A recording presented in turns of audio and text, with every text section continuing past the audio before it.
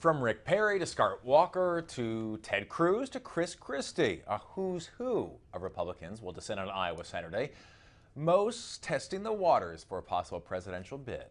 Hello everyone, I'm Dan Kleffler in New York. A couple big names, though, will not be there, including Florida Senator Marco Rubio. In fact, ABC has an exclusive about his plans for 2016. I want to go to the North Lawn of the White House, where our Mary Bruce is standing by with more information on the exclusive. But first, before we get to that, Mary, I want to talk about this. Iowa, this is a high-stakes summit, and there's kind of some parameters, some guidelines to this. Yeah, this is basically the starting gun of the 2016 presidential campaign, the largest gathering we've seen so far of potential Republican candidates, all descending on Iowa, as you mentioned, tomorrow. Iowa, of course, is the first state in the nominating process, so this is a big deal. And it's a chance for them basically to have a dress rehearsal, to test the waters, test out their messages, and of course, maybe a chance to size each other up a little bit. I kind of get to know the enemy, get to know the friends, as they might say.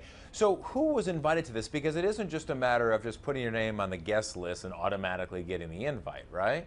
Yeah, it's quite an interesting group. I think close to 10 potential nominees, including some familiar names, former governors Mike Huckabee, Rick Perry, Senator Ted Cruz of Texas, Governor Scott Walker of Wisconsin. Probably the most prominent potential candidate there this weekend that you'll hear from is Chris Christie, and two notable absences will be Mitt Romney and Jeb Bush, who of course have been getting a lot of buzz about whether or not they're going to enter the race. They are not attending, citing scheduling conflicts. Interesting. Okay, on the scale, or on the spectrum of conservatism, then, how does this event rank? In other words, how does Chris Christie play out in a crowd like this, knowing in fact that he does have a relationship with the president that some had considered not exactly the way that you want to go for into 2016? Yeah, well, when you look at the lineup and the guest list, Chris Christie's sort of the, one of these things is not like the other on that list. He tends to be a little bit more moderate. As you mentioned, he has that relationship with the president that has gotten, raised some eyebrows, shall we say. So it'll be interesting to see what message he shares there tomorrow. All right, well, we'll keep an eye on that. But at the same time, Chris Christie, obviously a very high-profile name, but there's also some candidates or potential candidates that may not be as well known. Dr. Ben Carson, right? I mean, does this help them out, kind of expose them to the rest of the crowd? Absolutely. Ben Carson, you mentioned he's a neurosurgeon, maybe not one of the most well-known names in the pack, but this gives them a chance to get their name out there, see how their message resonates with the grassroots base, and test the waters, check everybody out, and just see whether or not they may have a chance here. And Iowa, not the only hotspot for the GOP this weekend. What else is going on?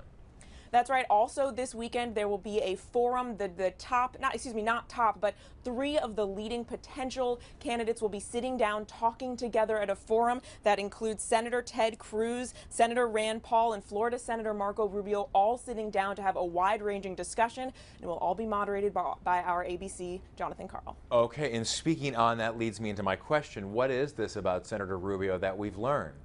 Yeah, ABC News has learned exclusively, Jonathan Karl reporting this morning, that Senator Marco Rubio has begun taking concrete steps towards a presidential bid. As one of his advisors told ABC, he's told his advisors to proceed as if he is running for president. Big news right there. ABC's Mary Bruce outside the White House on a Friday. Mary, thank you so much. Appreciate it, as always.